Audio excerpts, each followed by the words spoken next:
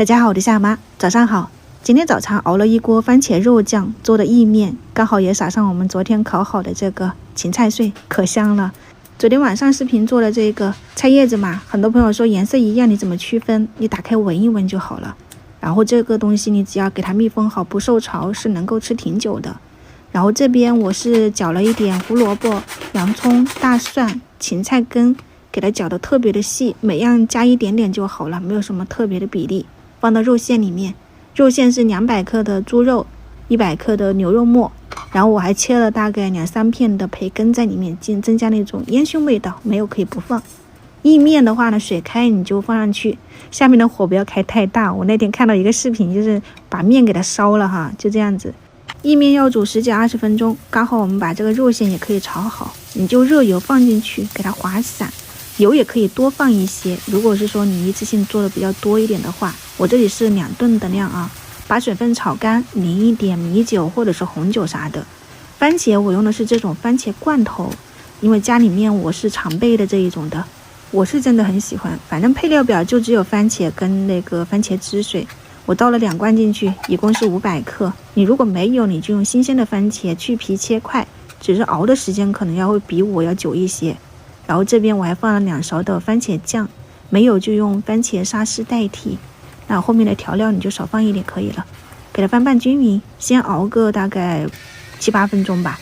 然后抹上一点黑胡椒粉、食用盐、白糖、生抽或者是酱油，再来一点黄油，就这些。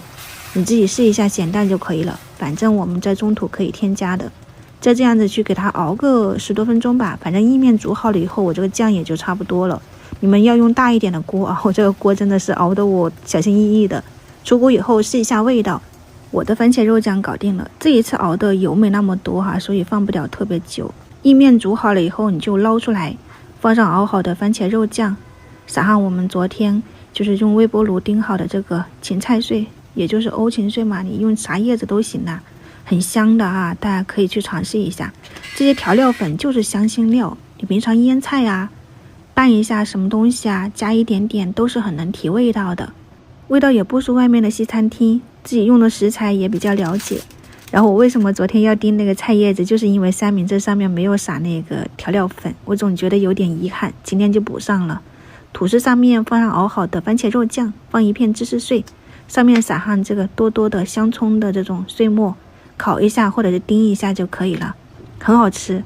锅里面重新添了点水，给7月大档煮了一点碱面，来搭配我昨天过筛出来的香菜根，然后香葱段这些粗一点的来做一个葱油热拌面。下面是酱油、味精、鸡精，然后一点那个香油，把面捞上去以后泼上那个辣椒粉，热油一泼，这种香喷喷的葱油拌面真的很好吃，你们可以去尝试一下啊！不同的调料咱们一点也不浪费。剩下来的番茄肉酱，你做面条啊，然后做披萨啊，都能用得上，参考一下。今天早餐就这样了，晚上再见，拜拜。